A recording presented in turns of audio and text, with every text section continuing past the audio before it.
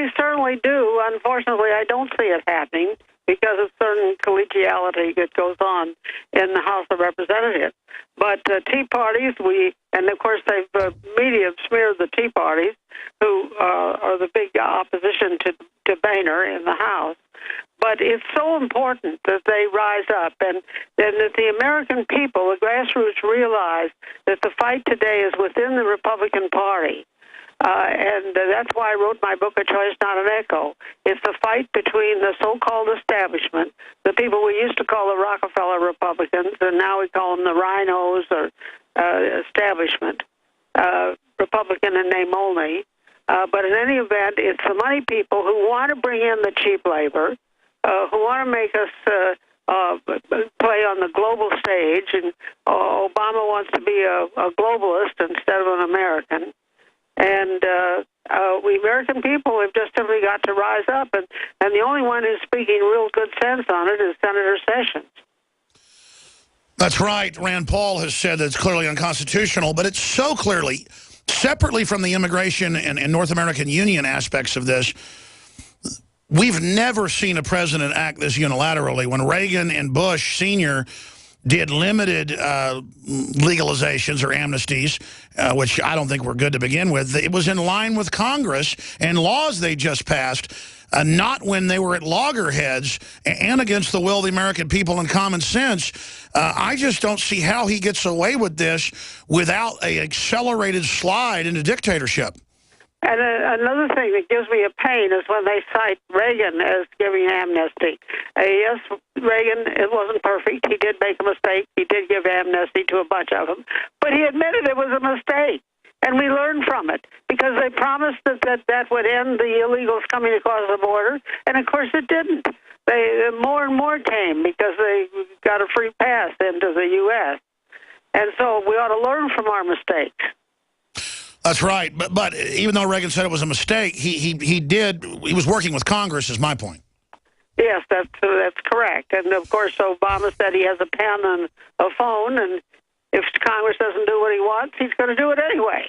And then Congress doesn't respond to that except for a lame lawsuit. And then Obama brags and says he changed the law. I guess he's really trying to break us. Well, I think he's trying to break our country. I really do. And, in fact, he's almost said as much. He really meant it when he said he wanted to fundamentally transform us. And we like to think we're the rule of law, that we're a constitutional government, that we stand by the Constitution. And somehow most of the congressmen are not. Now there's a group of the conservatives in the House meeting this morning. Is this Wednesday? Yeah, they meet on Wednesday, and I hope they're going to come out with some at least some talk about how unconstitutional what Obama's doing. It's a conservative group that's led by Steve King, who's one of the few good guys in the House, and I hope we'll hear something, and I hope it'll be reported by the media.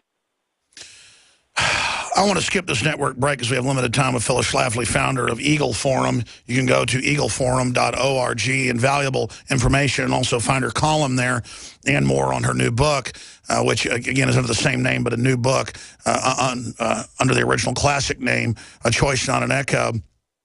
When you talk about the people trying to be gentlemanly in the House and wait their turn to move up the ranks of power, are we going to see our country completely broken and brought into global governance and the North American Union and a new voting bloc brought in to be servile lapdogs to the worst elements of the power structure on the altar of being friendly in Congress and not being persecuted or not being kept off committees? I mean, don't these congressmen and women know if they would do the right thing, people would come to their aid and they would be rock stars in this country instead of creeping along like a bunch of lawyers and compromising. But even a compromise means the other side gives something up. No. Compromising under this system means we just do whatever we're told. And I wonder if we go along with this, what more can they do? Well, they're going to come with executive orders on guns. And, Phyllis, I'm afraid that's going to start a civil war. Well, I think he will come with executive orders on all sorts of things, and guns may be on their list. Of course, they hate the Second Amendment. You know, the former man who was on the U.S. Supreme Court has written a new book, and he wants 5 new amendments to the Constitution, and one of them really is getting rid of the gun amendment. And the people who hate the Constitution are out there, and the American people are just going to have to stand up for what we believe in. Looking into your crystal ball, you've seen a lot, and I want to shift gears into your book, what we can learn from it about what's happening now. Where do you really see America going? Because globalists are really a cult, and they get such money and power out of the fact that the UN and these multinationals can manage things, and they can make money off crises, they can make money off booms. They really aren't based in the free market or reality, but the crony capitalists that fund them want full control, so they're persecuting any type of real free market system, just seeing it as competition, when really they're just exterminating the environment of economics that's allowed our civilization to even function. It just seems suicidal by the elites, what I see them doing. Well, Alex, you said it very well. I can't say it better, but I will point out that when George Bush became president, his big thing was to put us into a North American Union with open borders with Canada and Mexico. And Eagle Farm fought that very hard, and we beat him on that. Nobody's really talking about the North American Union anymore. Exactly. So now it's back by stealth, as they said they would do in the Banff Canada meeting from the secret documents Judicial Watch got. So how do we beat a stealth integration that we're witnessing right now? Well, with talk show hosts like you who bring the truth out. The talk show is a great advantage to our cause because it brings the information to the public they can't get in any other way. And so I thank you for that. Please don't. We're in this together. Well, we've got to alert the American people to what's going on, and Eagle Farm has been a leader. We oppose all of this bipartisanship. I tell in my book how Sandy Berger was assigned to go give a speech to the Bilderbergers at the Library of Congress and say that bipartisan center was what we really want to work toward. And Bush, Condoleezza Rice, on behalf of Bush, announced, yes, that's what they're going to go for. And we don't want these globalists. We want, because America is unique. It's not only exceptional, it's unique. Sure. And, but it's beyond that. It's beyond that. It's not like we're being conquered by something better. We're being conquered by a shyster scam, fractional reserve banking, fraudulent system that makes us bail out their global derivatives and plans to make us even worse debt slaves. I mean, this is just over the top bad. And so what do we do then about this treason? And back to the question that I interrupted, what does your gut tell you is going to happen to this country? Because I understand we've beaten this stuff before, but how do you stop? We're going to beat it again because you and I are going to rise up the grassroots and get them to care. And I'm telling you that if you want to have an impact, you've got to do it within the Republican Party, because your hope of doing it through the Democratic Party or through some third party is going nowhere. You've got to do it with the Republican Party, get the right people nominated and elected to the Republican convention coming up in 2016 so that we get a good pro-American president. And read my book, A Choice Not an Echo, which tells all the shenanigans the Republicans have been engaging in since 1964. It's right up to date, and it's kind of your handbook for action as we approach the next presidential election. Absolutely. You know, I've always been for third parties at the state level, third party, you know, if somebody like Ross Perot could have won. But clearly the entire power structure is lined up to defeat a takeover of the Republican Party by the constitutional movement. And that tells you that's one of our only shots. That's why they're spending all their time and energy bipartisanly to try to shut that down. That's right. And bipartisan is no good. We don't want to go halfway with the people who want globalist answers.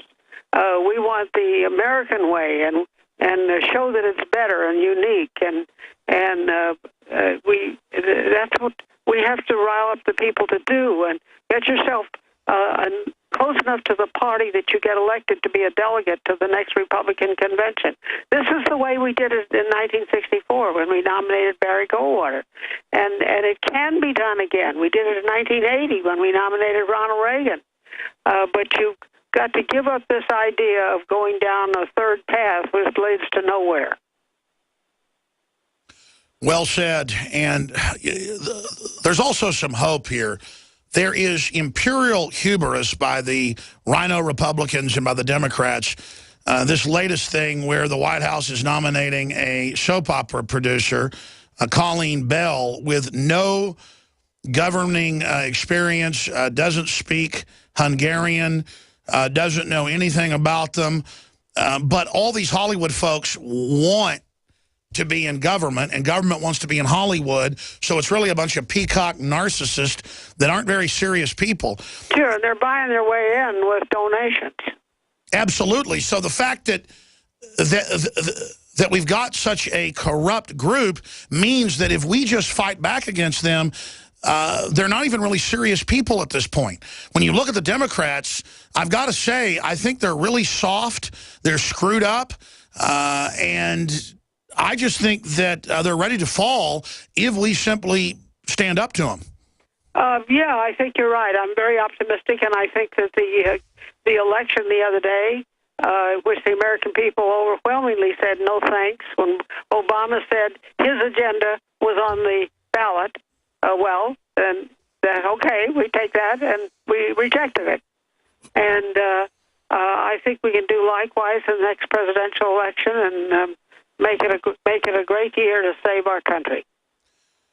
Phyllis, what do you think is going to happen to the Republican leaders? What can we, the people, as a grassroots expert who's gone from the grassroots right into the White House with Reagan as one of his top advisors, where are the best places for the grassroots to lobby and target to get some good behavior out of people like John Boehner? Well, you've got to go after your local Republicans and make friends with the people who are party officials, county chairmen, precinct committeemen, and so that they will help you get to be elected a delegate to the next convention. And you need to be a player in the Republican Party. It's just not good enough to expound on your independent views somewhere else. You're not in the fight where it is, and the fight is in the Republican Party, and that's where we need to play it, and we need to win, and we have proved that we can win, and so join me in doing it. It's going to be one hell of a fight. That's certainly clear. Well, the founder and head of the Eagle Forum, eagleforum.org, Phyllis Schlafly, her new book is out, A Choice, Not an Echo. You can find it there on her site. Amazing reading. Thank you so much. Have a good day. You too. Folks, I cannot stress enough how dire the straits are. If they can end the borders and bring in unlimited numbers of people, they can politically push any agenda, and they will. Battleground Texas, the Democrats have said they will take over, they will get our guns, because they will bring in the illegals and get the law changed so they can vote. The system is not even hiding this. They're very arrogant about this. But beyond that, what will the government do next, the so-called government, which is the special interests that control the president? As bad as Congress is, it's a check and a balance, and Congress won't do this amnesty, but they don't want the political blame for it because the people aren't for it, so they're going to let Obama do it and take the blame. So I've got to say, John Boehner and Mitch McConnell are worse than Barack Obama. That just hit me. They are worse than Barack Obama because at least he still lies about it and stuff, but at least he takes some credit. At least he's more truthful. Wow, that just hit me. John Boehner is a bigger liar than Barack Obama. John Boehner is worse than Barack Obama. He really is. He really is a total traitor piece of garbage. We'll be right back with your phone calls. Give the We're number. on the march.